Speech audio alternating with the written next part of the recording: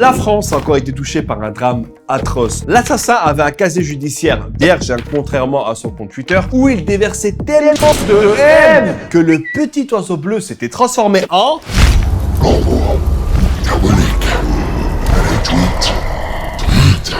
À la base, les réseaux sociaux sont des outils formidables qui aident les gens à partager leurs plats en story. Mais plus ça va, plus je me demande comment ils arrivent à nous écarter autant que les jambes de Jean-Claude Van Damme les uns des autres. Du coup, on va voir quel rôle jouent les réseaux sociaux dans la diffusion de la haine et parfois, malheureusement, dans le passage des paroles aux actes.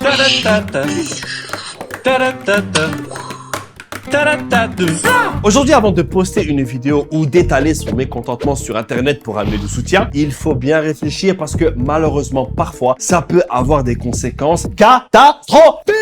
Et nous l'avons encore malheureusement vu avec le professeur Paty pour des caricatures. Du coup, la question est qu'on n'aurait pas pu agir plus tôt pour éviter ce drame? Surtout quand tu sais que sur Twitter, l'assassin, entre des photomontages d'égorgement, disait qu'il ne parlait pas aux femmes et que Netflix était haram.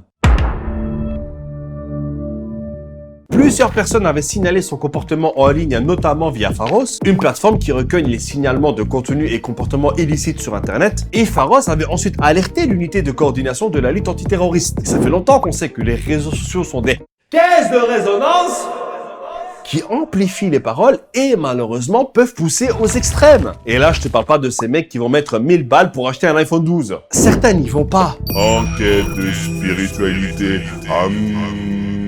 Mais bien pour déverser leur rage dans les toilettes publiques de la haine. Et c'est valable pour tous les extrêmes, quelle que soit leur conviction. We are the world.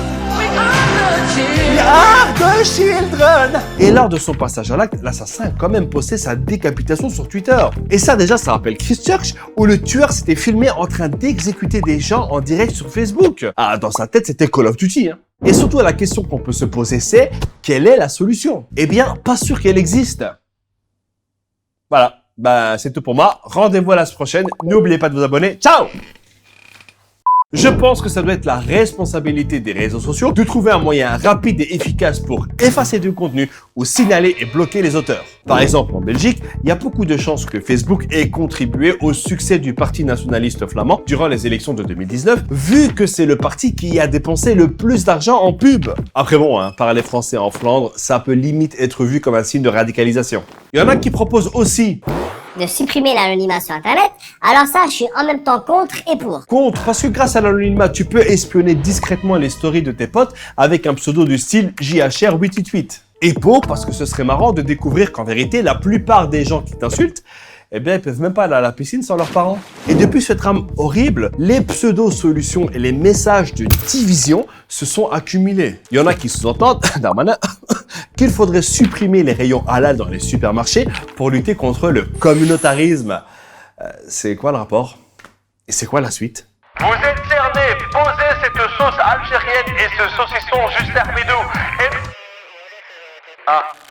Les gars, fausse alerte, il a aussi une bouteille de vin et un album de Johnny Hallyday dans son caddie. Finalement, c'est un vin français. Excusez-nous. Alors que selon ce plaidoyer de 2016, la société n'a pas à adapter l'ensemble du pays à ses interdits, elle n'a pas non plus à contraindre ceux qui veulent les observer à ne pas le faire. Laissons les citoyens choisir ce qu'ils veulent manger selon leur goût ou leurs croyances. Et ça, c'est pas moi qui le dis, c'est Gérald Darmanin lui-même. Et là, je vais dire un truc que je n'aurais jamais pu imaginer dire un jour. Mais franchement, Castaner, tu me manques. Reviens, frère, wallah. On va se prendre un bon petit tagine ensemble ou un cassoulet, mais reviens. Alors attention, cet attentat a touché tous les Français de toutes les origines et de toutes les confessions. Alors même si certains s'en servent à des fins politiques, n'entrons pas dans le piège des extrémistes parce que ce qu'ils veulent, c'est la division.